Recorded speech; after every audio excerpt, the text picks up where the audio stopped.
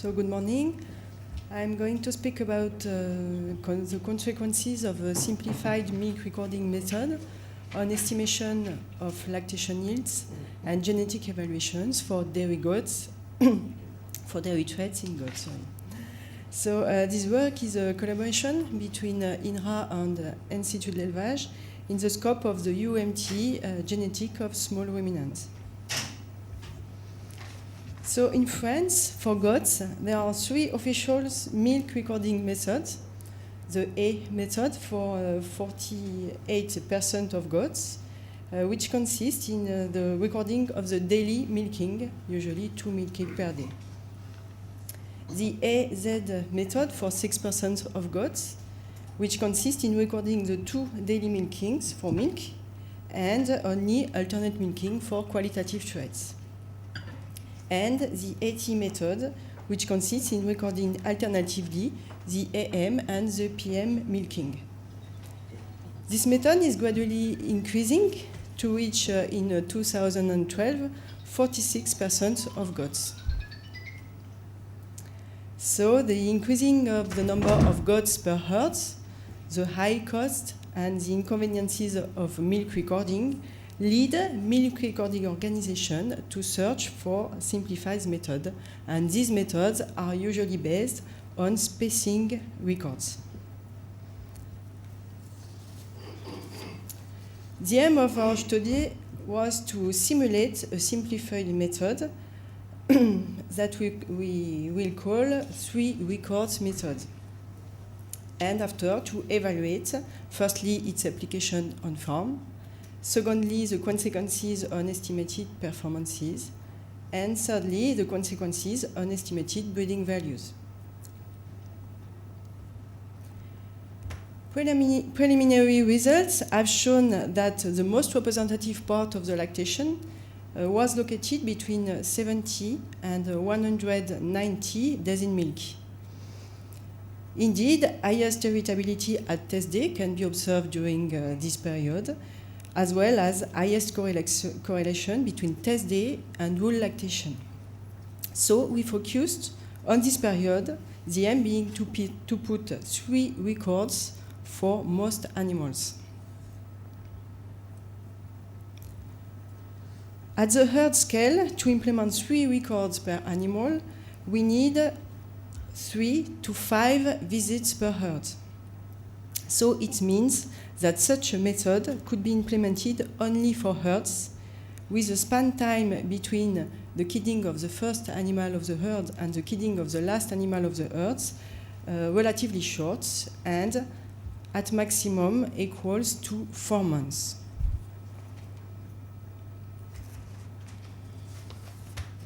Once herds have been identified, simulation of the simplified method has been realized on official milk recording data, and several situations have been tested. The first one was a simulation on one French region with only AT method on 30 or 90% of herds. The second one was a simulation on a French region with mainly A method on 30 or 90% of herds. And the last one was a simulation on all French regions, so with A and AT methods for 30 or 60% of herds. And all simulations were realized on 1 year or on 4 successive years. Performances have been estimated for the 5 current traits evaluated with Fleischmann's method. So the traits are milk yield, protein and fat yields, and protein and fat contents. Extrapolation have been realized for a reference lactation of 250 days. And in order to compare official performances with performances estimated with a simplified method, biases and loss of accuracy have been computed. A genetic evaluation has been realized in using all data, that is to say, official data and data from simplified method. And EBVs obtained were compared compared with official EBVs. So here you can see biases and loss of accuracy for the 5 traits studied for the simulation on 30% of herds from all France. Biases and loss of accuracy were computed separately for A and AT method. So we can see that there is an overestimation for milk and for fat and protein yields, and the bias can be high, especially for milk, for which it reached nearly 9%. On the contrary, for fat and protein contents, there is an underestimation. Loss of accuracy is higher for AT method than for A method for the 5 threads, and for both methods, the fat content is particularly affected by simplification. Some factors had a significant effect on biases. These factors were the herd, the level of production of animals, the months of kidding, the number of records of the initial method, and the proportion of EM records as shown on this graph. So more EM records lead to an underestimation, and more PM records lead to an overestimation for fat content. When we compare the EBVs obtained with simplified method and official EBVs, the correlation is quite high, 0.99. However, correlation at first accretion is only of 0.93, and few re-rankings can be observed between animals intra-herds. The simplification has consequences of dam of bucks. So dam of bucks are the best female of the whole population based on total merit index.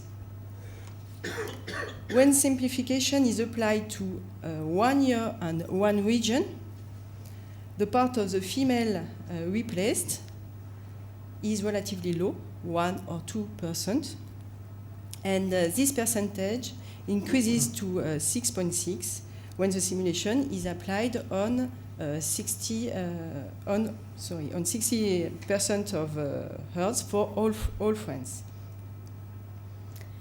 In the worst situation, that is to say 60% of herds for all of France during 4 successive years, nearly 70% of dam of bucks are replaced by others.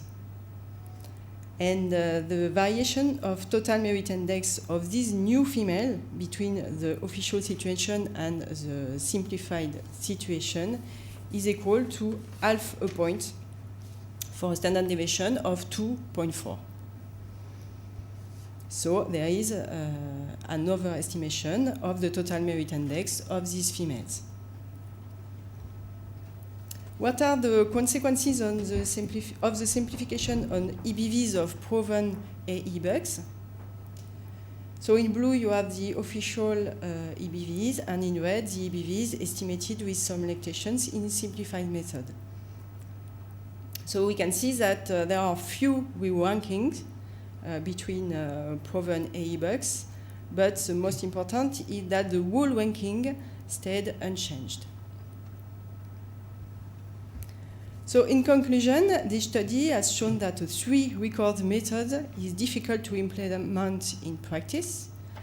The span time between the kidding of the first goat and the kidding the kidding of the last goat in the herd have removed a lot of herds.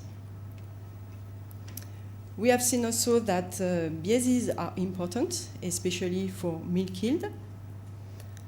Loss of accuracy have also been highlighted, in particular for fat content and for AT method. Some way to improve performances estimation could be first to keep the same number of EM and PM records for AT method. Secondly, to search for a revision of extrapolation method.